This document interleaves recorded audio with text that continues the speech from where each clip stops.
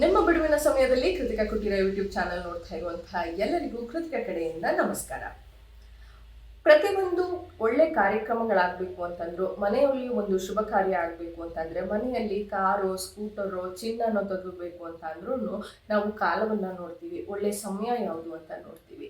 ಆದ್ರೆ ಈ ಪಿತೃಪಕ್ಷದ ಸಮಯದಲ್ಲಿ ಯಾವುದೇ ಶುಭ ಕಾರ್ಯಗಳು ನಡೆಯಲ್ಲ, ಯಾವುದೇ ತರದ ವಸ್ತುಗಳನ್ನು ಕೂಡ ಮನೆಗೆ ತರಲ್ಲ, ಯಾವುದೇ ತರದ ಒಳ್ಳೆಯ ಚಿಂತನೆಗಳನ್ನ ಮಾಡೋಕ್ಕೂ ಈ ಪಿತೃಪಕ್ಷ ಮುಗಿದು ಬಿಡ್ಲಿ ಅಂತ ಹೇಳ್ತಾ ಇರ್ತೀವಿ. ಹಾಗಿದ್ರೆ ಈ ಪಿತೃಪಕ್ಷ ಅಂತ ಅಂದ್ರೆ ಏನು? ಈ ಪಿತೃಪಕ್ಷ ಯಾರು ಮಾಡಬೇಕು, ಯಾಕೆ ಮಾಡಬೇಕು, ಇದರ ಒಂದು ಮಾಹಿತಿಯನ್ನ ಇವತ್ತು ನನ್ನ ಕೃತಿಕಾ ಕುಟೀರ ಯೂಟ್ಯೂಬ್ ಚಾನೆಲ್ನಲ್ಲಿ ಆಧ್ಯಾತ್ಮಿಕ ಚಿಂತಕರಾದಂತಹ ಶ್ರೀಧರ್ ಶರ್ಮಾ ಅವರು ನನ್ನ ಕೃತಿಕಾ ಕುಟೀರ ಯೂಟ್ಯೂಬ್ ಚಾನೆಲ್ನಲ್ಲಿ ಬಂದಿದ್ದಾರೆ ಅತಿಥಿಯಾಗಿ. ಗುರುಗಳೇ ನಮಸ್ಕಾರ. ನನ್ನ ಕೃತಿಕಾ ಕುಟೀರ ಯೂಟ್ಯೂಬ್ ಚಾನೆಲ್ಗೆ ಸ್ವಾಗತ. ಹಾಗೆ ಇವತ್ತಿನ ಈ ನನ್ನ ಕಾರ್ಯಕ್ರಮದಲ್ಲಿ ಪಿತೃಪಕ್ಷ ವಿಚಾರವಾಗಿ ತಿಳಿಸ್ಕೊಡ್ತೀನಿ ಅಂತ ಹೇಳಿದ್ರಿ. ಮೊದಲಿಗೆ ಪಿತೃಪಕ್ಷ ಅಂದರೆ ಏನು ಗುರುಗಳೇ? ಮನುಷ್ಯನಿಗೆ ಪಿತೃಪಕ್ಷ ಅಂತಕ್ಕಂಥದ್ದು ಹುಟ್ಟೋದು ಹೇಗೆ ಹುಟ್ಟಿತು ಅಂತಕ್ಕಂಥ ಒಂದು ಪ್ರಶ್ನೆ ಉದ್ಭವ ಆಗುತ್ತೆ. ಯಾರಾದರೂ ಒಬ್ಬರು ಹುಟ್ಟಿದ ತಕ್ಷಣ ಅವರನ್ನು ಒಬ್ಬ ಜ್ಯೋತಿಷ್ಯರ ಹತ್ರ ಹೋಗಿ ಕೇಳ್ತೀರಾ, ಒಬ್ಬ ಪುರೋಹಿತನ ಹತ್ರಲಾಗಲಿ ಅಥವಾ ಒಬ್ಬ ಜ್ಯೋತಿಷಿ ಹತ್ರ ಹೋಗಿ ಆ ಮಗು ಹುಟ್ಟಿದೆಯಲ್ಲ, ಮಗು ಹೇಗಿದೆ, ಏನು, ಯಾಕಿದು ಹುಟ್ಟಿತು, ನಮ್ಮಲ್ಲೇ ಯಾಕೆ ಹುಟ್ಟಿತು ಅನ್ನೋ ಒಂದು ಪ್ರಶ್ನೆ ಉದ್ಭವ ಆಗುತ್ತೆ. ಈಗ ಬೇಕಾದಷ್ಟು ಜನ ಇದ್ದರು, ಯಾರ್ದೋ ಮನೇಲಿ ಯಾರೋ ಹುಟ್ಟುತ್ತಾರೆ, ಯಾಕೆ ಹುಟ್ಟಿರು ಅಂತ ಒಂದು ಪ್ರಶ್ನೆ. ಅಂದರೆ ಆಗ ಜಾತಕವನ್ನು ಬರೀಬೇಕಾದ್ರೆ ಮೇಲೆ ಒಂದು ಶ್ಲೋಕವನ್ನು ಬರಿತೀವಿ. ಏನಂತ ಬರಿತೀವಿ? ಮನುಷ್ಯನಾಗಿ ಹುಟ್ಟಬೇಕಾದರೆ ಕೆಲವು ಕಾರಣಗಳಿದೆ ಅಂತಕ್ಕಂಥದ್ದನ್ನು ಹೇಳುತ್ತೆ ಅಂತ. ಅವನು ಬರೆಯುವಾಗ ನಾವು ಜನನೀಂ ಜನ್ಮ ಸೌಖ್ಯಾನಾಂ ವರ್ಧನೀಂ ಕುಲ ಸಂಪದಾಂ ಅಂತ ಒಂದು ಶ್ಲೋಕವನ್ನು ಮೇಲ್ಗಡೆ ಬರೆದು ಪೂರ್ವಾರ್ಧದಲ್ಲಿ ಬರೆದರೆ, ಉತ್ತರಾರ್ಧದಲ್ಲಿ ನಾವು ಬರಿತೀವಿ ಜನನೀಂ ಜನ್ಮ ಸೌಖ್ಯಾನಾಂ ವರ್ಧನೀಂ ಕುಲ ಸಂಪದಾಂ ಪದವೀಂ ಪೂರ್ವಪುಣ್ಯಾನಾಂ ಲಿಖ್ಯತೆ ಜನ್ಮ ಪತ್ರಿಕಾ ಅಂತ ಒಂದು ವಾಕ್ಯವನ್ನು ಬರೀತೀವಿ. ಅಂದರೆ ತಾಯಿಗೆ ನೀನು 9 ತಿಂಗಳ ತೊಂದರೆಯನ್ನು ಕೊಟ್ಟು ನಂತರದಲ್ಲಿ ಅವಳು ಕಷ್ಟಪಟ್ಟು ನಿನಗೋಸ್ಕರ ತ್ಯಾಗವನ್ನು ಮಾಡಿದ್ದಾಳೆ, ಅವಳಿಗೆ ನೀನು ಸೌಖ್ಯವನ್ನು ಕೊಡಬೇಕಾದ್ದು ನಿನ್ನ ಕರ್ತವ್ಯ ಅಂತ ಒಂದಾದರೆ, ಎರಡನೇದಾಗಿ ನಿನ್ನ ವರ್ಧನಿ ಕುಲ ಸಂಪದಾಂ ಅಂತ ಹೇಳ್ತೀವಿ, ನಿನ್ನ ಕುಲ ವರ್ಧಿಸಲಿ ಅಂತ. ಅಂದರೆ ಈ ವರ್ಧನ ಅಂತಕ್ಕಂಥ ಒಂದು ಪದ ಏನಿದೆ ಅದು ಇದಕ್ಕೆ ಸಂಬಂಧಪಡುತ್ತೆ ಅಂತ ಹೇಳಿ. ಯಾಕಪ್ಪ ಅಂತಂದ್ರೆ ಕುಲ ವರ್ಧಿಸಲಿ ಅಂದ್ರೆ ಅರ್ಥವೇನಂದ್ರೆ ಮಕ್ಕಳು ಮರಿಮಕ್ಕಳು ಆಗ್ರಿ ಅಂತ ಅರ್ಥವನ್ನು ಕಲ್ಪನೆ ಮಾಡಿ. ಅಂದ್ರೆ ಅದಕ್ಕೆ ನಮ್ಮ ಪೂರ್ವಿಕರು ಹಿಂದೆ ಅದನ್ನು ಹೇಳಿದ್ದಾರೆ. ಅದ್ರ ಜೊತೆಗೆ ಎರಡನೇದನ್ನು ಹೇಳ್ತೀವಿ, ಪದವೀಂ ಪೂರ್ವಪುಣ್ಯಾನಾಂ ಲಿಖ್ಯತೆ ಜನ್ಮ ಪತ್ರಿಕಾ ಅಂತ ಹೇಳ್ತೀವಿ. ಅಂದರೆ ಪದವಿಗಳು ನಿನಗೆ ಏನು ಸಿಕ್ಕಿದರೂ ಕೂಡ ಇದು ನಿನ್ನದಲ್ಲ, ನೀನು ಹೋದ ಜನ್ಮದಲ್ಲಿ ಮಾಡಿದ ಪುಣ್ಯ ಅಂತ ಹೇಳಿ. ಅಂದರೆ ಇದರಲ್ಲಿ ಅರ್ಥ ಏನಾಯಿತು ಅಂದರೆ, ಪ್ರತಿಯೊಬ್ಬ ಮನುಷ್ಯನೂ ಕೂಡ ಯಾರ ಮನೇಲೂ ಕೆಟ್ಟದಾಗಿ ಹುಟ್ಟೋದಕ್ಕೆ ಯಾರೂ ಇಷ್ಟಪಡೋಲ್ಲ, ಕಷ್ಟಪಡೋಕ್ಕೂ ಯಾರೂ ಇಷ್ಟಪಡೋಲ್ಲ. ಆದರೆ ಅವ್ರ ಮನೇಲೆ ಹುಟ್ಟಿ ಕಷ್ಟಪಡ್ತಾ ಇದ್ದೀವಿ, ಯಾಕೆ ಪಡ್ತಾ ಇದ್ದೀವಿ ಅನ್ನೋ ಪ್ರಶ್ನೆಗೆ ಇದೇ ಉತ್ತರ ಅಂತ ಹೇಳಿ. ಯಾಕೆ ಅಂತಂದರೆ ನೀವು ಯಾರೂ ನಾನು ನಿಮ್ಮನ್ನು ಹುಡ್ತೀನಿ ಅಂತ ಕೇಳ್ಕೊಂಡಿಲ್ಲ, ಹುಟ್ಟಬೇಕು ಅಂತ ಅನ್ಕೊಂಡೂ ಇಲ್ಲ, ಆದ್ರೆ ಮಾತ್ರ ಇದು ಆಗ್ತಾ ಇದೆ. ಇದು ಅಂದ್ರೆ ಸೈನ್ಸ್ಗೂ ಕೂಡ ಒಂದು ಅಗೋಚರ. ಈ ಅಗೋಚರ ಹೇಗಾಯ್ತು? ಅದಕ್ಕೆ ನಮ್ಮ ಪೂರ್ವಿಕರಲ್ಲಿ ಅನೇಕ ಗ್ರಂಥಗಳ ಆಧಾರ ಸಿಗುತ್ತೆ. ಅದರಲ್ಲಿ ಯಾವ ಮನುಷ್ಯ ಹುಟ್ಟಿದ್ರು ಕೂಡ ಅವನು ಮಾಡ್ತಕ್ಕಂಥ ಪಾಪ ಪುಣ್ಯಗಳಿಗೆ ಮುಂದಿನ ಜನ್ಮವಾಗುತ್ತೆ. ಒಂದು ಉಪನಿಷತ್ತಿನಲ್ಲಿ ಇದರ ಬಗ್ಗೆ ವ್ಯಾಖ್ಯಾನ ಬರುತ್ತೆ. ಅದರಲ್ಲಿ ಹೇಳ್ತಾರೆ, ಒಬ್ಬ ಮನುಷ್ಯ ಹುಟ್ಟಿದ ಸತ್ತ ತಕ್ಷಣ ಏನಾಗ್ತಾನೆ, ಅವನು ಸತ್ತ ತಕ್ಷಣ ಏನಾಗ್ತಾನೆ ಅಂದರೆ, ಸತ್ತ ತಕ್ಷಣ ಅವನ ಶರೀರವನ್ನಾಗಲಿ ಮಾಡಿದರೆ ಅದು ಪಂಚಭೂತಗಳಲ್ಲಿ ಅವನ ಶಕ್ತಿ ಏನಿತ್ತು ಅದೆಲ್ಲ ಲಯವಾಗುತ್ತೆ. ಅವನಿಗೆ ಏನೇನು ಶರೀರದಲ್ಲಿತ್ತು ಎಲ್ಲವೂ ಲಯವಾಗಿ ಆ ಬಾಡಿ ಮಾತ್ರ ಉಳ್ಕೊಳ್ಳುತ್ತೆ. ಆ ಬಾಡಿಗೂ ಆತ್ಮಕ್ಕೂ ಯಾವುದೇ ಸಂಬಂಧ ಇಲ್ಲ. ಯಾಕೆ ಅಂತಂದ್ರೆ ಆತ್ಮಕ್ಕೆ ಸಾವಿಲ್ಲ, ಅದು ಬೇರೆಯವರಲ್ಲಿ ಹೋಗಿ ಸೇರ್ಕೊಂಡ್ಬಿಡುತ್ತೆ, ಇದರಲ್ಲಿ ಇರುವುದಿಲ್ಲ. ಆ ಆತ್ಮ ಬಂದ್ರೆ ಮಾತ್ರ ನಮಗೆ ಜೀವ ಬರುತ್ತೆ. ಜೀವಾತ್ಮ ಪರಮಾತ್ಮ ಈ ರೀತಿಯಲ್ಲಿ ಅದು ಹೋದ ಮೇಲೆ ಆ ಶರೀರವನ್ನು ನೀವು ಎಷ್ಟು ದಿವಸ ಇಟ್ಕೊಳ್ಳೋಕೆ ಸಾಧ್ಯ? ಒಂದು 24 ಗಂಟೆ ಇಟ್ಕೋಬಹುದು, ಆಮೇಲೆ ಅದು ವಾಸನೆ ಬರುತ್ತೆ. ಅದಕ್ಕೆ ನಮ್ಮ ಪೂರ್ವಿಕರು ಅದಕ್ಕೊಂದು ಸಂಸ್ಕಾರ ಮಾಡಿದ್ದು.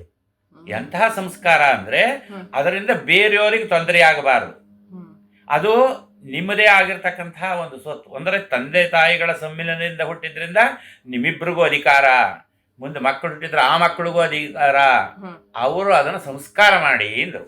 ಆ ಸಂಸ್ಕಾರ ಹೇಗೆ ಅಂತಂದ್ರೆ, ಆ ಸಂಸ್ಕಾರ ಅಂದ್ರೆ ಹುಟ್ಟಿದಾಗ ನಮಗೆ ಜೀವ ಇತ್ತು, ಆ ಜೀವ ಇದ್ದಾಗ ಸಂಸ್ಕಾರ ಮಾಡ್ತಾ ಇದ್ರಿ, ಸತ್ತ ಮೇಲೆ ಅದನ್ನ ಹಾಗೆ ಬಿಡಬೇಡಿ, ಅದು ಸಂಸ್ಕಾರ ಮಾಡಿ ಇದ್ರು.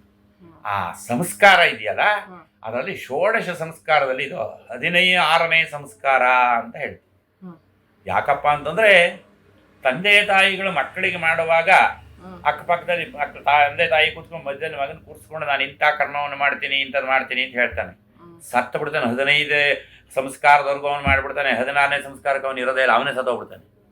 16ನೇ ಸಂಸ್ಕಾರವನ್ನು ಮಕ್ಕಳು ಮಾಡಿ 16ನೇ ಸಂಸ್ಕಾರವನ್ನು ಮುಗಿಸ್ಬೇಕು. ಆದ್ದರಿಂದ ಅದು ತಂದೆ ತಾಯಿಗಳಿಗೆ ಈ ಮಾಡತಕ್ಕಂಥ ಒಂದು ಸಂಸ್ಕಾರ ಅಲ್ಲಿಗೆ 16 ಆಗುತ್ತೆ. ಆದ್ದರಿಂದ ಇದಕ್ಕೆ ಅಪರಪ್ರಯೋಗ ಅಂತ ಕರೀತೀವಿ. ಅಂದರೆ ಸತ್ತ ನಂತರ ಪರ ಮತ್ತು ಅಪರ. ಈಗಿರತಕ್ಕಂತಹದ್ದು ನಾವು ಜೀವಿತವಾಗಿರುವಾಗ, ಸತ್ತ ಮೇಲೆ ಮಾಡೋದು ಅಪರ. ಆದ್ದರಿಂದ ಈ ಅಪರಪ್ರಯೋಗ ಅನ್ನೋದೇನಿದೆ, ಇದು ಶ್ರಾದ್ದಕ್ಕೆ ಸಂಬಂಧಪಟ್ಟಂತ ವಿಚಾರ. ಅಂದ್ರೆ ಹುಟ್ಟಿದಾಗ ನಮ್ಮನ್ನೆಲ್ಲ ನೋಡ್ಕೊಳ್ಳೋಕೆ ನಾವು ದೇವ್ರಂಗೆ ಕೇಳ್ಕೊಳ್ತೀವಿ, ಸತ್ತ ಮೇಲೆ ಕೇಳೋದು ಯಮನ್ನ.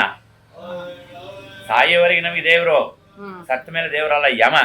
ಅಂದ್ರೆ ಅವ್ನು ಕರ್ಕೊಂಡು ಹೋಗೋನು ನಮ್ಮನ್ನು ಚೆನ್ನಾಗಿ ನೋಡ್ಕೊಳ್ಳಪ್ಪ, ಅಲ್ಲೂ ನಮಗೆ ತೊಂದರೆ ಕೊಡ್ಬೇಡ, ಇಲ್ಲೇನೋ ಕಷ್ಟಪಟ್ಟಿದ್ದೀವಿ, ತೊಂದರೆ ಮಾಡ್ಕೊಂಡಿದ್ದೀವಿ, ಅಲ್ಲಾದರೂ ನಮ್ಮನ್ನ ಒಂದು ಕರುಣೆಯಿಂದ ನೋಡು ಅಂತ ಕೇಳೋದಕ್ಕೋಸ್ಕರ ಆ ಯಮನಿಗೋಸ್ಕರ ನಾವು ಮಾಡ್ತಕ್ಕಂಥದ್ದು ಇವೆಲ್ಲ ತರ್ಪಣ, ಇವೆಲ್ಲ ಅದಕ್ಕೋಸ್ಕರ ಬರುತ್ತೆ. ಆದ್ರೆ ಯಾಕೆ ಹೀಗಾಯ್ತು ಅಂತಕ್ಕಂಥ ಒಂದು ಪ್ರಶ್ನೆ ನಮ್ಮಲ್ಲೇ ಉದ್ಭವ ಆಗುತ್ತೆ. ಅಂದ್ರೆ ಪೂರ್ವ ಜನ್ಮದಲ್ಲಿ ನಾವು ಏನು ಮಾಡಿರ್ತೀವೋ ಅದನ್ನೇ ನಾವು ಊಟ ಮಾಡಬೇಕು, ಬೇರೆದೇನು ಊಟ ಮಾಡೋಕೆ ಬರೋದೇ ಇಲ್ಲ. ಯಾಕೆ ಅಂತಂದ್ರೆ ಇವತ್ತು ನಾವು ಪ್ರಪಂಚದಲ್ಲಿ ನೋಡ್ತಾ ಇದೀವಿ, ಏನು ಇಲ್ಲದೆ ಇರೋರೆಲ್ಲರೂ ತುಂಬಾ ಚೆನ್ನಾಗಿದ್ದಾರೆ ಕಣಯ್ಯ ಅಂತಕ್ಕಂಥ ಮಾತನ್ನು ಪ್ರತಿಯೊಬ್ಬರು ಹೇಳ್ತಾರೆ. ನೀವು ನೋಡಿ, ಮಿನಿಸ್ಟರ್ ಆಗ್ಬಿಟ್ಟ ಕಣಯ್ಯ, ಅವ್ನಿಗೆ ಏನು ಬರ್ತಿರ್ಲಿಲ್ಲ ಕಣಯ್ಯ, ಬೇಕಾದಷ್ಟು ಮಾಡ್ಬಿಟ್ಟ ಕಣಯ್ಯ ಅಂತೀವಿ. ಅಂದ್ರೆ ಅವನಿಗೆ ಯಾಕೆ ಬಂತು? ಉದಾಹರಣೆಗೆ ಹೇಗೆ ಅಂತಂದ್ರೆ, ಒಬ್ಬ IAS ಅಧಿಕಾರಿ ಅವನು ಕಷ್ಟಪಟ್ಟು ಅವನು IAS ಮಾಡಿರ್ತಾನೆ, ಆದ್ರೆ ಏನು ಮಾಡದೆ 4ನೇ ಕ್ಲಾಸ್ ಓದಂತ ಒಬ್ಬ MLA ಅವನ್ನ ಆಳ್ತಾನೆ. ಇದು ಪ್ರಪಂಚದಲ್ಲಿ ನಡೀತಾ ಇರೋ ಸ್ಥಿತಿ. ಇದು ಹೇಗೆ ನಡೀತಾ ಇದೆ ಅನ್ನೋದು ನಾವೇ ಯೋಚನೆ ಮಾಡ್ಬೇಕು. ಯಾಕೆ ಇವನಿಗೆ ಅಷ್ಟು ಶಕ್ತಿ ಇರ್ಲಿಲ್ವೇ? ಇಷ್ಟೆಲ್ಲ ಓದೋನಿಗೆ ಶಕ್ತಿ ಇಲ್ವೇ? ಇದ್ರು ಅವನಿಗೆ ಪೂರ್ವ ಜನ್ಮದ್ದದು, ಈ ಜನ್ಮದ್ದಲ್ಲ. ಯಾಕೆ ಅಂದ್ರೆ ಇವತ್ತು ಎಲ್ಲೋ ಅಮೆರಿಕಾದಲ್ಲಿ ಇರ್ತಕ್ಕಂಥ ಒಂದು ಹುಡುಗಿಯನ್ನು ಮದುವೆ ಆಗ್ತಾನೆ. ಯಾಕೆ ಅಮೆರಿಕಕ್ಕೂ ಇಲ್ಲಿಗೂ ಏನ್ ಸಂಬಂಧ? ಅಂದ್ರೆ ಪೂರ್ವ ಜನ್ಮದಲ್ಲಿ ಅವನು ಆ ಹುಡುಗಿಯ ಬಗ್ಗೆ ನಾನು ಮದುವೆ ಆಗ್ಬೇಕು ಅಂದ್ಕೊಂಡಿದ್ದ, ಅದು ಉಳ್ಕೊಂಡ್ಬಿಟ್ಟಿರುತ್ತೆ, ಅದು ಈ ಜನ್ಮದಲ್ಲಿ ಅದು ನಡೆಯುತ್ತೆ. ಈ ರೀತಿಯಲ್ಲಿ ಹೇಳುತ್ತೆ. ಅದಕ್ಕೆ ಮನುಷ್ಯನಾಗಿ ಹುಟ್ಟಿದ ಜಾತಸ್ಯ ಹಿ ಧ್ರುವ ಮೃತ್ಯು ಧ್ರುವಂ ಜನ್ಮ ಮೃತಸ್ಯ ಚ ಅಂತ ಒಂದು ಮಾತನ್ನು ಹೇಳು.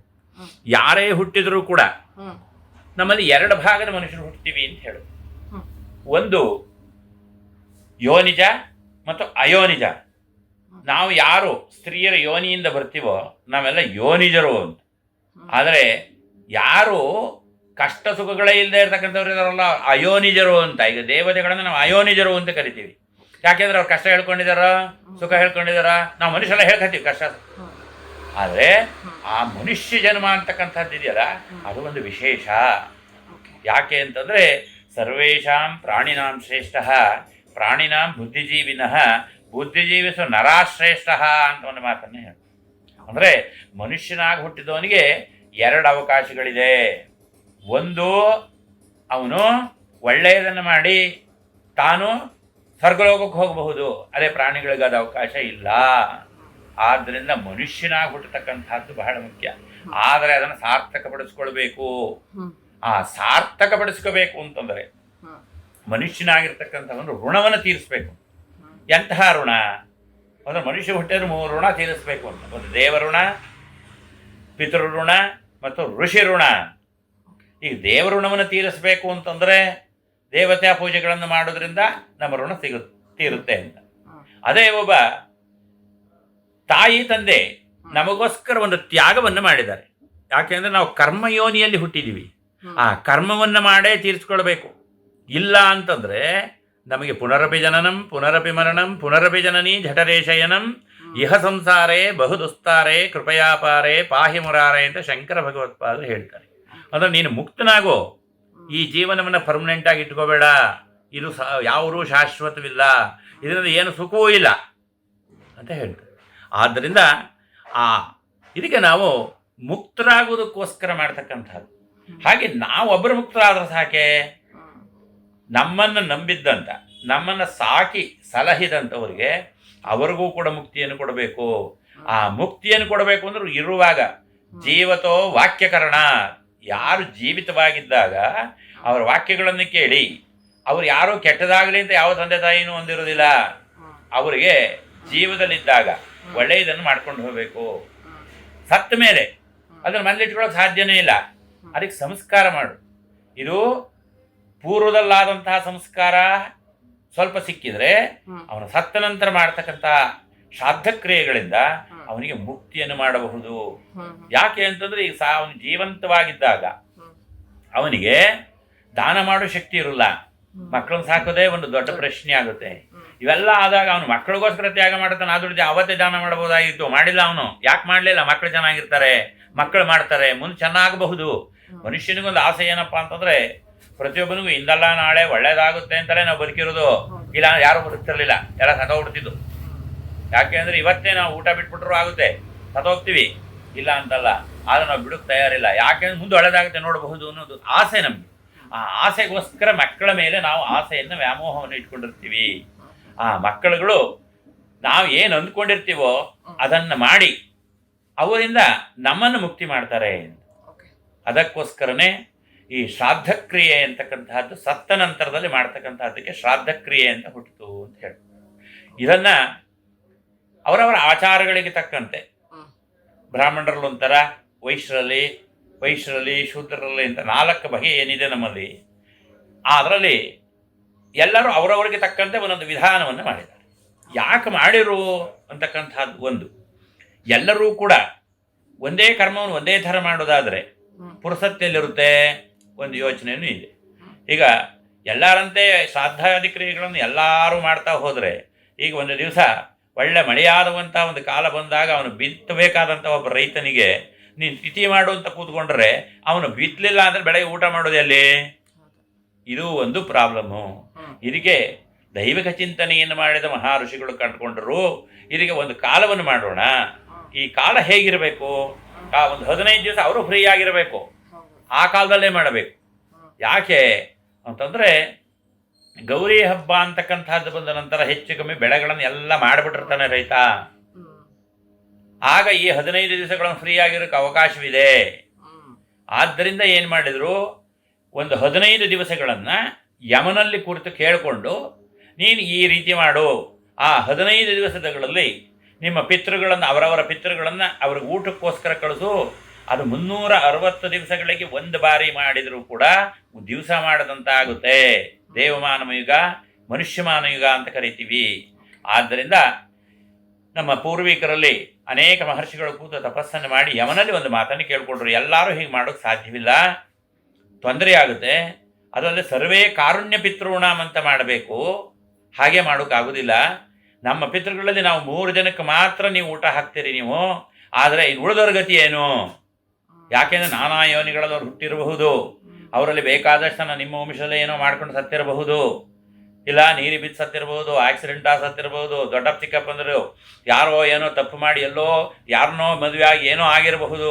ಅವರಿಗೆಲ್ಲ ಸಂಸ್ಕಾರ ಆಗಿಲ್ಲ, ಅವರಿಗೆಲ್ಲ ಊಟ ಇಲ್ಲ. ಆ ಊಟವನ್ನು ಯಾವುದಾದ್ರೂ ಒಂದು ದಿವಸ ಕೊಡುವಂತಹ ಒಂದು ದಿನವನ್ನು ಗುರುತು ಮಾಡಬಾರದೇ ಅಂತ ದೇವತೆಗಳನ್ನು ಕೇಳ್ಕೊಂಡ್ರು ಯಮನಲ್ಲಿ. ಆಗ ಯಮ ಕೊಟ್ಟಂತಹ ಒಂದು ವಾಕ್ಯವೇ ಈ ಒಂದು 15 ದಿವಸಗಳಲ್ಲಿರ್ತಕ್ಕಂಥ ಒಂದು ವಿಶೇಷ. ಅದಕ್ಕೆ ಭಾದ್ರಪದ ಮಾಸ ಅಂತಕ್ಕಂಥದ್ದರಲ್ಲಿ 15 ದಿವಸಗಳನ್ನು ಪಿತೃಗಣಕ್ಕಾಗಿ ಮೀಸಲಿಟ್ಟರು. ಆ ಪಿತೃಗಣ ಅಂತಕ್ಕಂಥದ್ದು ಈ ಕಾಲದಲ್ಲಿ ದೇವತೆಗಳಿಗೆ ಆರಾಧನೆ ಮಾಡಬೇಡಿ, ಪಿತೃಗಣವನ್ನು ಮಾಡಿ. ಆ ಪಿತೃಗಳು ತೃಪ್ತರಾಗಲಿ. ಯಾಕಪ್ಪ ಪಿತೃಗಳಿಗೋಸ್ಕರ ಇಷ್ಟೊಂದು ಮಾಡಬೇಕೆ ಅಂತಂದರೆ ಅವರಿಂದ ಆಶೀರ್ವಾದವನ್ನು ಪಡೆಯಿರಿ. ಯಾಕೆ ಅಂತಂದರೆ ಮಕ್ಕಳು ಮರಿಮಕ್ಕಳನ್ನು ನೋಡ್ತಕ್ಕಂಥ ಆಸೆ ಯಾರಿಗಿದೆ? ಪಿತೃಗಳಿಗೆ. ದೇವತೆಗಳೇ ನಿಮಗೆ ಮಕ್ಕಳಾಗಲೇ ಬಿಡಲಿ, ಅವ್ರಿಗೇನು ಅದ್ರ ಬಗ್ಗೆ ಬರೋಲ್ಲ. ಆದರೆ ದೇವತೆಗಳ ಆಶೀರ್ವಾದ ನಾವು ಚೆನ್ನಾಗಿರಲಿ ಅಂತ ಕೇಳ್ಕೊಳ್ಳೋದು. ಆದರೆ ನಮಗೆ ಪುತ್ರ ಪೌತ್ರರನ್ನು ಕೊಡಬೇಕು ಅಂತಂದರೆ ಆ ಪಿತೃಗಳು ಕೊಡಬೇಕು. ಆ ಗಣ ಏನಿದೆ ಆ ಗಣವನ್ನು ಕರೆದು ಆ ದಿನಗಳಲ್ಲಿ ನಾವು ಮಾಡ್ತಕ್ಕಂಥ ಒಂದು ಕ್ರಮದಲ್ಲಿ ಅವರನ್ನು ಕರೆದು ಊಟಕ್ಕೆ ಹಾಕಿ ನಮಗೆ ಆಶೀರ್ವಾದ ಮಾಡಿ ನಮಗೆ ಪುತ್ರ ಪೌತ್ರರನ್ನು ಕೊಡಿ ಅಂತ ಕೇಳ್ತಕ್ಕಂಥದ್ದು. ಯಾಕೆ ಅಂದರೆ ಅವರಿಗೆ ಸಂತೋಷ ಉಂಟಾಗುತ್ತೆ, ನಮ್ಮ ವಂಶ ಬೆಳೀತಾ ಇದೆ. ಅದೇ ಪಿತೃಋಣದಲ್ಲಿ ಪಿತೃಋಣವನ್ನು ತೀರಿಸಿದರೆ ನೆಕ್ಸ್ಟ್ ಆಗ್ತಕ್ಕಂಥ ದೇವಋಣ ಮತ್ತು ಇವೆಲ್ಲವೂ ಕೂಡ ಸಿದ್ಧಿಯನ್ನು ಹೊಂದುತ್ತೆ. ಅದಕ್ಕೋಸ್ಕರನೇ ನಮ್ಮ ಉಪನಿಷತ್ತುಗಳಲ್ಲಿ ಏನು ಹೇಳ್ತೀವಿ ಅಂತಂದರೆ, ಮಾತೃಭ್ಯೋ ನಮಃ, ಪಿತೃಭ್ಯೋ ನಮಃ, ಗುರುಭ್ಯೋ ನಮಃ, ಆಚಾರ್ಯಭ್ಯೋ ನಮಃ ಅಂತ ಹೇಳ್ತೀವಿ. ಅಂದರೆ ಮಾತಾಪಿತೃಗಳು ಅಂತಕ್ಕಂಥವರಲ್ಲಿ ಮಾತೃವಿಗೆ ಹೆಚ್ಚಿನ ಪ್ರಾಶಸ್ತ್ಯವನ್ನು ಕೊಟ್ಟಿದ್ದೀವಿ. ಯಾಕೆ ಅಂತಂದರೆ ತಂದೆಗಿಂತ ಹೆಚ್ಚಾಗಿ ತಾಯಿಯಲ್ಲಿ ವ್ಯಾಮೋಹ ಜಾಸ್ತಿ. ಉದಾಹರಣೆಗೆ ಯಾರು ಒಬ್ಬರು ತಮ್ಮ ಮಕ್ಕಳನ್ನು ಬಿಟ್ಟು ಹೋಗ್ತಕ್ಕಂಥ ಪರಿಸ್ಥಿತಿ ಬಂದರೆ ಗಂಡಸರು ಬಿಟ್ಟು ಹೋಗೋದು, ಹೆಂಗಸರು ಬಿಟ್ಟು ಹೋಗಿಲ್ಲ, ಎಲ್ಲರೂ ನೋಡ್ಕೊಂಬನಿ ಇತಿಹಾಸದಲ್ಲಿ ಇದ್ದಾರಾ ಅಂತ. ಅವರು ಅಕಸ್ಮಾತ್ ಇವಾಗ ಡೈವರ್ಸ್ ಕೇಸ್ಗಳನ್ನು ನೋಡಿ ನನಗೆ ಮಕ್ಕಳು ನಮಗೆ ಕೊಟ್ಬಿಡಿ ಅಂತ ಕೇಳ್ತಾರೆ, ಹೊರತು ಅವ್ರಿಗೆ ಬಿಡೋದಕ್ಕೆ ಇಷ್ಟಪಡೋಲ್ಲ. ಯಾಕೆ ಅಂದರೆ ಅಷ್ಟು ವ್ಯಾಮೋಹ ಅನ್ನೋದು ತಾಯಿಯಲ್ಲಿ ಇರುತ್ತೆ. ಆದ್ದರಿಂದ ಹೆಚ್ಚು ಪ್ರಾಧಾನ್ಯತೆ ತಾಯಿಗೆ ಕೊಡ್ತೀವಿ. ತಾಯಿಗೆ ಕೊಟ್ಟರೆ ನಮ್ಮಲ್ಲಿ ಒಂದು ಸಂಸ್ಕಾರ ಹೇಗಿದೆಯಪ್ಪ ಅಂತಂದರೆ, ಇದು ಯಾವುದೇ ಒಂದು ಧರ್ಮದಲ್ಲಿರೋ ಸಂಸ್ಕಾರ ಇದು. ಯಾಕೆ ಅಂತಂದ್ರೆ ನೋಡಿ, ಯೋಚನೆ ಮಾಡಿ, ಒಂದು ಹೆಣ್ಣು ಕೊಟ್ಟು ಮದುವೆ ಮಾಡಿರ್ತಾನಲ್ಲ, ಆ ಮನೆಯವನು ನಿಮಗೆ ತರ್ಪಣದಲ್ಲಿ ಬರ್ತಾನೆ. ಅಂದ್ರೆ ಅವನು ಚೆನ್ನಾಗಿರಲಿ, ಅವ್ರ ವಂಶವು ಚೆನ್ನಾಗಿರಲಿ, ಅವರು ಉದ್ಧಾರ ಆಗಲಿ ಅಂತ ಹೇಳುತ್ತೆ. ಹಾಗೆ ನಿಮ್ಮ ದೊಡ್ಡಪ್ಪಂದ್ರು ಚಿಕ್ಕಪ್ಪಂದ್ರು ಅವರಲ್ಲಿ ಏನಾದ್ರು ತೊಂದರೆಗಳಾಗಿದ್ದರೆ ಅವರೆಲ್ಲರನ್ನ ಈ ಮಹಾಲಯದಲ್ಲಿ ಕರೆದು ಅವರಿಗೆಲ್ಲ ಈ ತರ್ಪಣ ಅಂತ ಕೊಡ್ತಕ್ಕಂಥದ್ದು, ಅವರನ್ನು ಪೂಜೆ ಮಾಡ್ತಕ್ಕಂಥದ್ದು ಇವೆಲ್ಲ ಇದೆ. ತರ್ಪಣ ಅಂತಕ್ಕಂಥದ್ದಕ್ಕೆ ಅರ್ಥ ಏನಪ್ಪ ಅಂದರೆ, ತಿಲಾ ಕಾಶ್ಯಪ ಸಂಭೂತ ತಿಲಾ ಪಾಪ ಹರಶುಭ ತಿಲಧಾನ್ಯಾನಿ ಸಖ್ಯಮ್ಮೆ ಪಾಪಂ ನಾಶಯ ಕೇಶವ ಅಂತ ಒಂದು ಮಾತನ್ನು ಹೇಳುತ್ತೆ. ತಿಲ ಅಂತಕ್ಕಂಥದ್ದು ನಮ್ಮ ಪಾಪವನ್ನು ನಾಶ ಮಾಡುವ ಶಕ್ತಿ ಉಳಿತಕ್ಕಂಥದ್ದು, ಕಾಶ್ಯಪರ ಬೆವರಿನಿಂದ ಹುಟ್ಟಿದಂಥದ್ದು ಅಂತಿದೆ. ಆದ್ದರಿಂದ ತಿಲವನ್ನು ನಾವು ಅದು ತರ್ಪಣಕ್ಕೆ ಉಪಯೋಗಿಸ್ತೀವಿ, ನಮ್ಮ ಪಾಪವನ್ನು ನಾಶ ಮಾಡೋ ಅಂತ. ಎರಡನೇದಾಗಿ ಈ ಒಂದು ಹಸ್ತ ಏನಿದೆ, ಈ ಹಸ್ತದಲ್ಲಿ ಒಂದೊಂದಕ್ಕೂ ಒಂದೊಂದು ಶಕ್ತಿ ಇದೆ. ಅದರಲ್ಲಿ ನಾವು ಯಾವತ್ತು ಹೀಗೆ ಕೊಡಿಸ್ತೀವಿ, 2 ಅಕ್ಷತೆಯನ್ನು ಹಾಕಿ ಯಾವ್ದಾದ್ರು ಶುಭ ಸಂಕಲ್ಪ ಮಾಡುವಾಗ ಹೀಗೆ ಹಿಡ್ಕೊಂಡು ನೀರು ಹಾಕಿ ಅಂತ ಹೇಳ್ತೀವಿ. ಅಂದ್ರೆ ಹೀಗೆ ಬಿಟ್ಟರೆ ದೇವಗಣಗಳಿಗೆ ಹೋಗುತ್ತೆ, ಇದು ಪಿತೃಗಣಗಳಿಗೆ ಹೋಗುತ್ತೆ, ಇದು ಋಷಿಗಣಕ್ಕೆ ಹೋಗುತ್ತೆ. ಈ ರೀತಿಯಲ್ಲ, ಅದಕ್ಕೋಸ್ಕರ ಈ ಜಾಗದಲ್ಲಿ ತರ್ಪಣವನ್ನು ಕೊಡ್ತಕ್ಕಂಥದ್ದು ಬಂದಿದೆ. ಆದರೆ ನಮ್ಮ ಬೆವರಿನ ಶಕ್ತಿಯಿಂದ ಅವರಿಗೆ ತಲುಪುತ್ತೆ. ಅಂದರೆ ಅವರ ಬೆವರೇ ನಮ್ಮ ಬೆವರು, ಅವರೇ ನಾವು. ಇದನ್ನು ನಾಮಕರಣದಲ್ಲಿ ನಾವು ಒಂದು ಮಾತನ್ನು ಹೇಳ್ತೀವಿ, ಆತ್ಮಾವೈ ಪುತ್ರನಾಮಾಸಿ ಸಜೀವ ಶರದಶತಮ, ನಾನೇ ನೀನು ಅಂತಕ್ಕಂಥ ಒಂದು ಮಾತನ್ನು ಹೇಳ್ತೀವಿ. ಪಿತೃಪಕ್ಷ ನಾವು ಮಾಡ್ತಿದ್ದೀವಿ ಅನ್ನೋ ಮಾತಿಗೆ ಹೇಗೆ ಪೂಜೆ ಮಾಡಬೇಕು, ಅದಕ್ಕೆ ಏನಾದರೂ ಒಂದು ಇದೇ ರೀತಿ ನೀತಿ ಅನ್ನೋದು ಇದೆಯಾ? ಅದ್ರ ಬಗ್ಗೆ ಒಂದು ಮಾಹಿತಿ ಕೊಡೋದಾದ್ರೆ. ಪಿತೃಗಣಕ್ಕೆ ಪೂಜೆ ಅಂತಕ್ಕಂಥದ್ದು ದೇವ ಪೂಜೆ ಅಲ್ಲ. ಯಾಕೆಂದ್ರೆ ನಿಮಗೆ ದೇವ ಪೂಜೆಯನ್ನು ಮಾಡುವಾಗ ಆಗಮಾರ್ಥಂತು ದೇವಾನಾಂ ಗಮನಾರ್ಥಂತು ರಕ್ಷಸಾಂ ಕುರುವೆ ಘಂಟಾರವಂ ರಮ್ಯಾಂ ದೇವತಾಹ್ವಾನ ಲಾಂಛನಂ ಅಂತ ಒಂದು ಮಾತನ್ನು ಹೇಳ್ತೀವಿ. ಮತ್ತೆ ದೇವತೆಗಳನ್ನು ಕರೆಯುವುದಕ್ಕೆ ನಾವು ಗಂಟೆ ಬಾರಿಸ್ತೀವಿ, ಆದರೆ ಪಿತೃಕಾರ್ಯದಲ್ಲಿ ಗಂಟೆ ಬಾರಿಸಕೂಡುದು. ನಿಮಗೆ ದೇವತಾಹ್ವಾನ ಲಾಂಛನಂ ಅಂತ, ದೇವರನ್ನ ಕರೆಯುವುದಕ್ಕೆ ನಿಮಗೆ ಲಾಂಛನ ಯಾವುದು? ಗಂಟೆ. ಆದರೆ ಇವಾಗಿಲ್ಲ. ಇದು ಬಹಳ ಮುಖ್ಯವಾದಂಥ ವಿಚಾರ. ಆದ್ದರಿಂದ ಈ ದಿನಗಳಲ್ಲಿ ಯಾರು ಶ್ರಾದ್ದಕರ್ಮ ಅಂದರೆ ಈ ಮಹಾಲಯ ಶ್ರಾದ್ದವನ್ನು, ಮಹಾಲಯದಲ್ಲಿ ಸಂಬಂಧಪಟ್ಟಂಥ ಪಿತೃಕಾರ್ಯವನ್ನು ಯಾರು ಮಾಡ್ತಿರೋದು ಗಂಟೆಯನ್ನು ಬಾರಿಸಬಾರದು. ಆಮೇಲೆ ಪ್ರತಿಯೊಂದಕ್ಕೂ ನಾವು ದೇವತಾ ಕಾರ್ಯದಲ್ಲಿ ಶಬ್ದಗಳು ನಡೆಯುತ್ತೆ, ಆದರೆ ಪಿತೃಕಾರ್ಯಗಳಲ್ಲಿ ಶಬ್ದಗಳಾಗಬಾರದು. ಈಗ ನಾವು ನಿಮಗೆ ಒಂದು ಪೂಜೆ ಮಾಡ್ತೀವಿ, ಜಾಗಟೆ ಬಾರಿಸ್ತೀವಿ, ಗಂಟೆ ಬಾರಿಸ್ತೀವಿ, ಆಮೇಲೆ ಡೋಲ್ ಹೊಡಿಸ್ತೀವಿ, ಇವೆಲ್ಲ ಮಾಡ್ತೀವಿ. ನೀವು ಯಾವ್ದಾದ್ರು ಹೆಣ್ಣು ದೇವರ ದೇವಸ್ಥಾನಕ್ಕೆ ಹೋದರೆ ಜೋರ ಬರೆಸ್ತಾರೆ, ಇವನ್ನೆಲ್ಲ ಮಾಡ್ತಾರೆ. ಬಟ್ ಇದು ಇದರಲ್ಲಿ ಇಲ್ಲ. ಯಾಕಪ್ಪ ಅಂತಂದರೆ ಅವರಿಗೆ ಸೂಕ್ಷ್ಮಗ್ರಾಹಿಗಳು ಅಂತ ಕರಿತೀವಿ. ಸೂಕ್ಷ್ಮತರಂಗೇಯಂ ತನ್ಮೇ ಮನಃ ಶಿವ ಸಂಕಲ್ಪಮಸ್ತು ಅಂತ ಹೇಳುತ್ತೆ. ಸೂಕ್ಷ್ಮಗ್ರಾಹಿಯಾಗಿ ಬರ್ತಕ್ಕಂಥದ್ದು ಯಾವುದಂದ್ರೆ ಸತ್ತ ನಂತರ ಆ ಮನುಷ್ಯನ ಶರೀರ ಒಂದು ಸಣ್ಣ ಎಳೆಯಾಗಿರುತ್ತೆ ಹೊರತು ದೊಡ್ಡದಾಗಿರೋಲ್ಲ. ಅದಕ್ಕೆ ಶಬ್ದಗಳನ್ನು ತಡೆಯುವಷ್ಟು ಶಕ್ತಿ ಇರುವುದಿಲ್ಲ. ಆದ್ದರಿಂದ ಘಂಟಾನಾದಂ ಹೂಂಕಾರಂ ಹಾಸ್ಯರೋದನಂ ಜಾಜೀ ದರ್ಶನ ಮಾತ್ರೇನ ನಿರಾಶಾ ಪಿತರೋಗತ ಅಂತ ಒಂದು ಮಾತನ್ನು ಹೇಳುತ್ತೆ. ಅದರಿಂದ ಆ ದಿನಗಳಲ್ಲಿ ಶುದ್ಧಿಯನ್ನು ಕಾಪಾಡಿಕೊಂಡು ಶಬ್ದವಿಲ್ಲದ ರೀತಿಯಲ್ಲಿ ಪಿತೃಗಣವನ್ನು ಕರೆದು ಅವರಲ್ಲಿ ಪ್ರಾರ್ಥನೆಯನ್ನು ಮಾಡಬೇಕು. ಏನಂತ ಅಂದರೆ, ನಮ್ಮ ವಂಶದಲ್ಲಿ ಯಾರಿಗೂ ಕೂಡ ಊಟಕ್ಕೆ ತೊಂದರೆಯಾಗದ ರೀತಿ ಮಾಡಿ, ನಮಗೆ ಮಕ್ಕಳು ಮರಿಮಕ್ಕಳನ್ನು ಅನುಗ್ರಹ ಮಾಡಿ ಅವರಿಗೆ ದೇಹಾರೋಗ್ಯವನ್ನು ಕೊಡಿ ಮತ್ತು ಮುಂದಿನ ಪೀಳಿಗೆಗೆ ನಿಮ್ಮ ಹೆಸರನ್ನು ಮತ್ತೆ ನಾವು ಹೇಳುವಂತೆ ಅವರು ಹೇಳುವಂತೆ ಅನುಗ್ರಹ ಮಾಡಿ ಅಂತ ಕೇಳೋದು. ಅದಕ್ಕೋಸ್ಕರ ಪಿತೃಗಣ ಅಂತ ಅದನ್ನು ಕರಿತೀವಿ. ಪಿತೃಗಳಲ್ಲಿ ವಿಶೇಷ ಏನಪ್ಪ ಅಂತಂದರೆ, ಯಮ ಅವ್ರು ಯಾವುದೇ ಒಂದು ಲೋಕದಲ್ಲಿರಲಿ, ಈ ಕಾಲ ಬಂದಾಗ ನಿಮ್ಮ ಮಕ್ಕಳುಗಳು ನಿಮಗೆ ಊಟ ಹಾಕ್ತಾ ಇದ್ದಾರೆ, ನೀವಿಲ್ಲಿ ಕಷ್ಟಪಡ್ತಿದ್ದೀರಿ, ಊಟ ಮಾಡ್ತಿದ್ದೀರೋ ಇಲ್ವೋ ಏನೋ ನಿಮ್ಮ ಪ್ರಾಬ್ಲಮ್ಮು, ಇವತ್ತು ರುಚಿ ರುಚಿಯಾಗಿ ನಿಮಗೆ ಊಟ ಹಾಕ್ತಾರೆ, ಹೋಗಿ ಊಟ ಮಾಡ್ಕೊಂಬನ್ನಿ ಅಂತ ಕಳಿಸ್ತಾನೆ. ಅದಕ್ಕೆ ಕುತಪ ಕಾಲ ಅಂತ ಕರೀತಾರೆ. ಅಂದರೆ 4ನೇ ಲಗ್ನದಲ್ಲಿ ಬರ್ತಕ್ಕಂಥ ಒಂದು ಕಾಲವನ್ನು ಕುತಪ ಕಾಲ ಅಂತ ಕರೀತಾರೆ. ಆ ಕಾಲದಲ್ಲಿ ಮಾಡ್ತಕ್ಕಂತಹದ್ದು ವಿಶೇಷವಾಗಿ ಫಲವನ್ನು ಕೊಡುತ್ತೆ ಅಂತ ಹೇಳುತ್ತೆ. ಓಕೆ, ಸೊ ಇದೇ ತರ ಪೂಜೆ ಮಾಡಬೇಕು ಅನ್ನೋ ವೈಖರ್ಯ ಏನು ಇಲ್ವಾ ಪಿತೃಪಕ್ಷದಲ್ಲಿ? ಪಿತೃಪಕ್ಷದಲ್ಲಿ ಇದೆ. ಯಾಕಪ್ಪ ಅಂತಂದ್ರೆ ಮನುಷ್ಯನಿಗೆ ಆಸೆ ಅನ್ನೋದು ತುಂಬಾ, ಹುಟ್ಟಿದಾಗಲೂ ಆಸೆಗಳಿರುತ್ತೆ. ಅವರ ಆಸೆಗಳು ಪೂರ್ಣವೇ ಆಗದರೆ ಸತ್ತಿರ್ತಾರೆ. ಅದಕ್ಕೋಸ್ಕರ ಏನು ಮಾಡ್ತಾರೆ ಅಂದ್ರೆ ಇವತ್ತೂ ಅವ್ರಿಗೆ ತುಂಬಾ ಆಸೆ ಆದ್ದು ಅಂತಕ್ಕಂತಹದ್ದು ಪದಾರ್ಥಗಳನ್ನು ಮಾಡಿ ನಿವೇದನೆ ಮಾಡ್ತಾರೆ.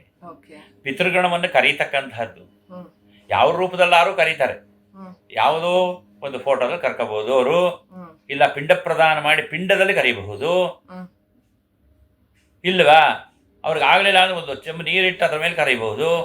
ಹಾಗೆ ಅವರವರ ಆಚಾರಗಳಿಗೆ ತಕ್ಕಂತೆ ಅದನ್ನು ಕರೆದು ಅವರಿಗೆ ಏನು ಪ್ರೀತಿ ಇರುತ್ತೋ ಅದನ್ನು ಇಟ್ಟು ಹೆಂಡತಿ ಮಕ್ಕಳು ಅವರೆಲ್ಲರೂ ಕೂಡ ನಮಸ್ಕಾರ ಮಾಡಿ ನಮ್ಮ ವಂಶವನ್ನು ಉದ್ಧಾರ ಮಾಡಿ, ನಮ್ಮ ವಂಶದಲ್ಲಿ ಹುಟ್ಟತಕ್ಕಂಥ ಮಕ್ಕಳುಗಳಿಗೆ ಸದ್ವಿದ್ಯವನ್ನು ಸದ್ಬುದ್ಧಿಯನ್ನ ಅನುಗ್ರಹ ಮಾಡಿ, ನಮ್ಮ ವಂಶದಲ್ಲಿ ಉತ್ತರೋತ್ತರ ಬೆಳಿಬೇಕು ಅಂತ. ಪ್ರತಿಯೊಬ್ಬನಿಗೂ ಆಸೆ ಏನಪ್ಪಾ ಅಂದ್ರೆ ನಮ್ಮ ವಂಶ ಬೆಳಿಬೇಕು ಅಂತ. ಅದನ್ನ ನೀವು ಅನುಗ್ರಹ ಮಾಡಿ ಅಂತ. ಅದನ್ನು ದೇವತೆಗಳು ಕೊಡೋದಕ್ಕಿಂತ ಪಿತೃಗಳು ಕೊಡೋದು ವಿಶೇಷ. ಅದಕ್ಕೆ ಆಶೀರ್ವಾದ ಮಾಡುವಾಗ ನಾವೆಲ್ಲರಿಗೂ ಹೇಳ್ತೀವಿ, ಪುತ್ರ ಪೌತ್ರಾಭಿವೃದ್ಧಿರಸ್ತು ಅಂತ. ಪುತ್ರ ಪೌತ್ರರನ್ನು ನೋಡಬೇಕು ಅಂತ. ಯಾರನ್ನಾರು ನೋಡಿದ್ರೆ ನಮ್ಮ ಮಕ್ಕಳು ನೋಡ್ಬಿಟ್ಟು ಸತ್ಬಿಡ್ತೀನಿ ಕಣಪ್ಪ ಅನ್ನೋರು ಇವತ್ತು ಎಷ್ಟೋ ಜನ ಇದ್ದಾರೆ. ಇದು ಯಾಕೆ ಅಂದ್ರೆ ಅದೇ ಉದ್ದೇಶ. ಅವ್ರಿಗೆ ಇರ್ತಕ್ಕಂಥ ಆಸೆಗಳದು, ಅವ್ರ ಸತ್ರು ಕೂಡ ಆಸೆಗಳು ಅವರನ್ನು ನೆರವೇರಲಿ ಅಂತಕ್ಕಂಥ ಒಂದು ಉದ್ದೇಶದಿಂದ ಅದನ್ನ ಅವರವರ ಪದ್ಧತಿಗೆ ತಕ್ಕಂತೆ ಮಾಡ್ಕೊಂಡು ಬಂದಿದ್ದಾರೆ. ಅದೇ ರೀತಿ ಮಾಡ್ತಕ್ಕಂಥದ್ದು ಸೂಕ್ತ. ಆದರೆ ಈ 15 ದಿವಸಗಳಲ್ಲಿ ವಿಶೇಷ ಅದು. ಆ ದಿನಗಳಲ್ಲಿ ಅವರಲ್ಲಿ ಏನು ನಡ್ಕೊಂಡ್ಬಂದಿದೆಯೋ ಅದರಂತೆ ನಡೆಸ್ಕೊಂಡು ಹೋಗೋದ್ರಿಂದ ಅವರಿಗೆ ಅವರ ಅನುಗ್ರಹ ಆಗುತ್ತೆ. ನಾವು ಆಶೀರ್ವಾದ ಮತ್ತು ಅನುಗ್ರಹ, ನಾವೆಲ್ಲ ಆಶೀರ್ವಾದ ಮಾಡ್ತೀವಿ. ಆದ್ರೆ ಪಿತೃಗಣ ಹಾಗಲ್ಲ, ಅವರ ಆಸೆಯನ್ನು ತೀರಿಸ್ಕೊಳ್ಳೋಕ್ಕೋಸ್ಕರ ಅನುಗ್ರಹ ಮಾಡ್ತಾರೆ. ಆಶೀರ್ವಾದ ಅಲ್ಲ, ಅದು ಅನುಗ್ರಹ ಆಗುತ್ತೆ. ಅನುಗ್ರಹ ಆದಾಗ ಹಾಗೆ ಆಗುತ್ತೆ ಅಂತ, ಆಗೋಲ್ಲ ಅನ್ನೋ ಪ್ರಶ್ನೆನೇ ಇಲ್ಲ. ಅದರಿಂದ ಪಿತೃಗಳಲ್ಲಿ ಕೇಳ್ಕೊಳ್ತಕ್ಕಂಥದ್ದು ಅನುಗ್ರಹ ಅಂತಕ್ಕಂಥದ್ದು ಬಹಳ ಮುಖ್ಯ ಅಂತ ಹೇಳುತ್ತೆ. ಕಡೆಯದಾಗಿ ಈ ಒಂದು ಕಾರ್ಯನ ಪಿತೃಪಕ್ಷದಲ್ಲಿ ಮಗನೇ ಮಾಡ್ಬೇಕು ಅಥವಾ ಮಗಳೇ ಮಾಡ್ಬೇಕು, ಇಂಥವ್ರೇ ಮಾಡ್ಬೇಕು, ಇಂಥವ್ರು ಮಾಡಬಾರ್ದು ಅನ್ನೋದು ಏನಾದ್ರೂ ಇದೆಯಾ? ಯಾಕಪ್ಪ ಅಂತಂದ್ರೆ ನಮ್ಮ ಹಿಂದೂ ಸಂಸ್ಕೃತಿಯಲ್ಲಿ ಸ್ತ್ರೀಯರಿಗೂ ಅವಕಾಶ ಇಲ್ಲ ಅಂತಲ್ಲ, ಇದ್ರೂ ಕೂಡ ಪುರುಷ ಪ್ರಧಾನವಾದಂಥದ್ದು. ಯಾಕಪ್ಪ ಅಂತಂದ್ರೆ ಕೆಲವನ್ನ ಸ್ತ್ರೀಯರು ಮಾಡೋಕ್ಕಾಗದೇ ಇರತಕ್ಕಂತಹ ಕರ್ಮಗಳು ಪಿತೃಕಾರ್ಯದಲ್ಲಿ ಬರುತ್ತೆ. ಆದರೆ ಅದನ್ನ ಈಗ ಉದಾಹರಣೆಗೆ ಒಬ್ಬ ತಂದೆ ಸತ್ತೋಗಿದ್ದಾನೆ ಅಂತಂದ್ರೆ ಅವನು ಈಗ ಒಂದು ಬಟ್ಟೆ ಉಟ್ಕೊಳ್ಳೋದಲ್ಲೇ ಕೂತ್ಕೊಂಡು ಮಾಡ್ತಾನೆ, ಒಂದೇ ಒಂದು ಸಣ್ಣ ಬಟ್ಟೆ ಉಟ್ಕೊಂಡು ಕೂತ್ಕೊಂಡು ಮಾಡ್ತಾನೆ. ಆದರೆ ಸ್ತ್ರೀಯರು ಮಾಡೋಕ್ಕೆ ಸಾಧ್ಯವಿಲ್ಲ. ಇವೆಲ್ಲ ಅದಕ್ಕೋಸ್ಕರ ಏನಪ್ಪ ಅಂದರೆ ಗಂಡ ಮಾಡಿದಂಥ ಪುಣ್ಯದಲ್ಲಿ ಅರ್ಧ ಭಾಗ ಸ್ತ್ರೀಯರಿಗೆ ಬಂದ್ಬಿಡುತ್ತೆ, ಹೆಂಡತಿಯರಿಗೆ. ಆದ್ದರಿಂದ ಅದಕ್ಕೆ ಸಹಕಾರಿ ಆಗಲೇಬೇಕು. ಈಗ ಅಡುಗೆ ಮಾಡಬೇಕು ಅಂದ್ರೆ ಸ್ತ್ರೀಯರು ಬೇಕೇ ಬೇಕು, ಅದು ಬಿಡುಕು ಆಗೋಲ್ಲ. ಆದ್ದರಿಂದ ಇಬ್ಬರು ಸೇರಿ ಮಾಡಿ ಅಂತ, ಒಬ್ಬರೇ ಮಾಡಿ ಅಂತ ಅರ್ಥವಲ್ಲ. ಆದರೆ ಹೆಚ್ಚು ಪ್ರಾಧಾನ್ಯತೆ ಪುರುಷ ಪ್ರಧಾನವಾದಂಥದ್ದು. ಯಾಕೆಂದ್ರೆ ಬೀಜ ಪ್ರಧಾನ ನಮ್ಮಲ್ಲಿ. ಭೂಮಿ ಇದ್ರೂ ಕೂಡ ಬೀಜ ಹಾಕದೆ ಹೋದ್ರೆ ಬೆಳೆಯಕ್ಕೆ ಸಾಧ್ಯವೇ ಇಲ್ಲ. ಆದ್ದರಿಂದ ಬೀಜ ಪ್ರಧಾನವಾದಂತಹದ್ರಲ್ಲಿ ಪುರುಷನಿಗೆ ಸಹಕಾರಿಯಾಗಿ ಇಬ್ಬರು ಮಾಡತಕ್ಕಂಥದ್ದು ಇದು ಸರ್ವಶ್ರೇಷ್ಠ. ನಮಸ್ಕಾರ ಮಾಡೋಕ್ಕೆ ನಾವು ಕರಿತೀವಿ, ಮಾಡಿ ನೀವು ಏನು ಅದನ್ನೇನು ಬಿಡೋಲ್ಲ. ಯಾಕೆ ಅಂತಂದ್ರೆ ಇವನು ಮಾಡಿದ್ರು ಕೂಡ ಅವಳಿಗೂ ಕೂಡ ಅದರ ಅಧಿಕಾರ ಇದೆ. ಇಬ್ರು ಒಂದೇ. ಅದಕ್ಕೆ ಪ್ರಜಾಪತಿ ತನ್ನ ಒಂದು ಮಾತನ್ನ ಹೇಳ್ತಾನೆ, ಒಬ್ಬ ಮನುಷ್ಯನ ಶರೀರ 2 ಭಾಗ. ಒಂದು ಮನುಷ್ಯನಿಗೆ ಪತಿ ಪತ್ನಿ ಅಂತಕ್ಕಂಥದ್ದು, 2 ಸೇರಿದ್ರೆ ಅದು ಆಗೋಕ್ಕೆ ಸಾಧ್ಯ ಇಲ್ಲ ಅಂದ್ರೆ ಆಗೋದೇ ಇಲ್ಲ ಅಂತ, ಪ್ರಪಂಚ ಬೆಳೆಯುವುದಿಲ್ಲ. ಆದ್ದರಿಂದ ಇದು ಪುರುಷ ಪ್ರಧಾನವಾಗಿರ್ತಕ್ಕಂಥದ್ರಲ್ಲಿ ಸ್ತ್ರೀಯರಿಗಿಂತ ಹೆಚ್ಚಾಗಿ ಪುರುಷನಿಗೆ ಅದರ ಅಧಿಕಾರ ಜಾಸ್ತಿ ಅಂತ ಹೇಳುತ್ತೆ. ಬಟ್ ಹೆಣ್ಮಕ್ಳು ಮಾಡಬಹುದಾ ಇದನ್ನ? ಮಾಡಬಹುದು. ಅಂದ್ರೆ ಆದ್ರೆ ಈಗ ಯಾವಾಗ ಈ ತರ ಮಾಡಿಸ್ತೀವಿ ಅಂತಂದ್ರೆ, ಹಾ. ಯಾರು ಅಕಸ್ಮಾತ್ ಬರೀ ಹೆಣ್ಮಕ್ಳೇ ಇದ್ರೆ ಅದಕ್ಕೂ ಏನಂತ ಹೇಳ್ತಾನೆ, ದೌಹಿತ್ರ ಕುಲಬಸ್ತಿಲ ಅಂತ ಒಂದು ಮಾತನ್ನ ಹೇಳುತ್ತೆ. ಹೆಣ್ಣು ಮಕ್ಕಳೇ ಅಧಿಕಾರಿಗಳು ಅಂತಲೂ ಕೂಡ ಇದೆ, ಗೊತ್ತಾಯ್ತಾ? ಆದ್ರೆ ಸಪೋರ್ಟ್ ಅನ್ನು ಮಾಡಿಸ್ತೀವಿ, ಬೇರೆಯವ್ರ ಮುಖಾಂತರ ಸಪೋರ್ಟ್ ಮಾಡಿಸಿ ಅಂತ. ಉದಾಹರಣೆಗೆ ಹೇಗೆ ಅಂದ್ರೆ, ಈಗ ಹೆಣ್ಣು ಮಕ್ಕಳೇ ಇದ್ದು ಒಬ್ಬ ಗಂಡ ಸತ್ತೋಗ್ಬಿಟ್ಟಿದ್ದಾನೆ, ಅವಳು ಏನ್ ಮಾಡೋದು? ಗಂಡು ಮಕ್ಕಳೆಲ್ಲ ಮಾಡೋಕ್ಕಾಗಲ್ಲ. ಆಗ ಬೇರೆಯವ್ರ ಮುಖಾಂತರನೂ ಮಾಡಿಸ್ಬಹುದು ಅಂತಿದೆ. ಆದ್ರೆ ಹೆಸರು ಮಾತ್ರ ಹೆಂಡತಿ ಹೆಸರಲ್ಲೇ ನಡೆಯುತ್ತೆ. ಅದು ಪುರುಷ ಪ್ರಧಾನವಾದ್ರಿಂದ ಹೆಂಡತಿ ಹೆಸರಲ್ಲೇ ಯಜಮಾನ್ಯಾ ಭರ್ತೃಹು ಅಂತಾನೆ ಹೇಳಿ ಮಾಡಿಸ್ತೀವಿ. ಆದ್ರೆ ಅದು ಯಾಕೆ ಅದನ್ನ ಮಾಡ್ತೀವಿ ಅಂತಂದ್ರೆ, ಹೆಣ್ಣು ಮಕ್ಕಳುಗಳಿಗೆ ಏನಾಗಿರುತ್ತೆ ಅಂತಂದ್ರೆ, ಈ ಪೂರ್ಣ ಅಧಿಕಾರ ಇವರ ಆಸ್ತಿ ತಿಂದಿರ್ತಾರೆ, ಎಲ್ಲ ಅವ್ರದೇ ಸೇರಿರುತ್ತೆ, ಇವರು ಅದಕ್ಕೆ ಅಧಿಕಾರಿಗಳಾಗ್ತಾರೆ. ಆ ಥರ ಒಂದು ಶಕ್ತಿಯನ್ನ ನಮ್ಮ ಪೂರ್ವಿಕರು ಸಾವಿರಾರು ವರ್ಷಕ್ಕೂ ತಪಸ್ಸನ್ನು ಮಾಡಿದ್ದಾರೆ. ಇದಕ್ಕೇನು ಸಾಮಾನ್ಯವಾಗಿ ಮಾಡಿಲ್ಲ. ಇದೆಲ್ಲ ಇಷ್ಟು ಕಂಡುಹಿಡಿಯಬೇಕು ಅಂದ್ರೆ ಏನು ಸುಮ್ಮನೆ ಅಲ್ಲ. ಇದನ್ನೆಲ್ಲ ಕಂಡು ಹಿಡಿದು ಪ್ರಪಂಚದ ಉಪಕಾರಕ್ಕೋಸ್ಕರ ಮಾಡಿರ್ತಕ್ಕಂಥದ್ದು. ಹಾಗೂ ನಮ್ಮಲ್ಲಿ ಅನೇಕ ವಿಧವಾದಂಥ ಸಂಪಾದನೆಯನ್ನು ನಾವು ಮಾಡ್ತೀವಿ. ಆ ಸಂಪಾದನೆಯನ್ನು ಮಾಡಿದರೆ ಆ ಸಂಪಾದನಾ ಶಕ್ತಿಯನ್ನು ಬೇರೆಯವರಿಗೆ ನಾವು ವಿಸರ್ಜನೆ ಮಾಡಲೇಬೇಕು. ದುಡ್ಡಿದೆ ಅಂತ ನಾವು ಇಟ್ಕೊಂಡೇ ಸತ್ರೆ ಅದೇನು ಪ್ರಯೋಜನ. ಇಂತಹ ಒಂದು ಕಾರ್ಯಕ್ರಮಗಳನ್ನು ಮಾಡಿ ಬಂಧು ಭಗಿನಿಯರು ಅವ್ರನ್ನೆಲ್ಲ ಕರೆದ್ರೆ ಅವ್ರಿಗೂ ಒಂದು ಸಂತೋಷ ಉಂಟಾಗುತ್ತೆ. ಅವ್ರಿಗೆಲ್ಲ ಅಚ್ಚುಕಟ್ಟಾಗಿ ಊಟ ಹಾಕೋದು, ಇವೆಲ್ಲ ಏನಾಗುತ್ತೆ, ಅವರಿಂದ ಆಶೀರ್ವಾದ ಸಿಗುತ್ತೆ. ನಿಮ್ಗೆ ಒಳ್ಳೇದಾಗಲಪ್ಪ, ನಿಮ್ಮ ಮಕ್ಕಳು ಹುಟ್ಟಲಿ ಅಂತ ಅವ್ರ ಆಶೀರ್ವಾದ ಮಾಡ್ತಾರೆ. ಹಿರಿಯೋರ್ಗೆ ಇದ್ರ ಬಗ್ಗೆ ಆಸಕ್ತಿ ಜಾಸ್ತಿ ಇದ್ದು ಅವರೆಲ್ಲರಿಗೂ ಕೂಡ ಬಟ್ಟೆ ಕೊಡೋದು, ಚಪ್ಪಲಿ ಕೊಡೋದು, ಹೀಗೆ ಅವರಿಗೆ ಬೇಕಾದಂಥದ್ದು ದಾನ ಕೊಡಬಹುದು. ಆ ಪಿತೃಗಣಕ್ಕೆಲ್ಲ ಸಂಬಂಧಪಟ್ಟಂಥದ್ದು ದೀಪವನ್ನು ಹಚ್ಚಿಕೊಡೋದು, ಕಂಬಳಿಯನ್ನು ಕೊಡೋದು, ಈ ಥರ. ಯಾಕೆಂದ್ರೆ ಅವ್ರಿಗೆ ಅಲ್ಲಿ ಏನು ಸಿಕ್ಕಿಲ್ವೋ ಅದು ಇಲ್ಲಿ ಈ ಮುಖಾಂತರ ತಲಬಲಿ ಅಂತಕ್ಕಂಥದ್ದು ಕೊಡ್ತೀವಿ ಅಂತ ಹೇಳಿ. ಓಕೆ ಗುರುಗಳೇ, ಇಷ್ಟೊತ್ತು ತನಕ ನಮಗೆ ಈ ಪಿತೃಪಕ್ಷದ ಬಗ್ಗೆ ಎಳೆಯಾಗಿ ಇನ್ಫಾರ್ಮೇಶನ್ ಕೊಟ್ಟಿದ್ರಿ. ಹೀಗೆ ಮತ್ತಷ್ಟು ವಿಚಾರಗಳನ್ನ ತಿಳಿಸ್ತಾ ಇರಿ. ಧನ್ಯವಾದಗಳು. ಪಿತೃಪಕ್ಷದ ಬಗ್ಗೆ ಸಾಕಷ್ಟು ವಿಚಾರಗಳನ್ನ ನಾನಂತೂ ತಿಳ್ಕೊಂಡೆ. ಈ ಒಂದು ವಿಡಿಯೋ ನಿಮಗೂ ಕೂಡ ಸಾಕಷ್ಟು ವಿಚಾರವನ್ನ ತಿಳಿಸಿದೆ ಅಂತ ಭಾವಿಸ್ತಾ ಮತ್ತೊಂದು ವಿಡಿಯೋ ಒಂದಿಗೆ ನಿಮ್ಮ ಮುಂದೆ ಬರ್ತೀನಿ. Until then, Kritika signing off. ನಮಸ್ಕಾರ.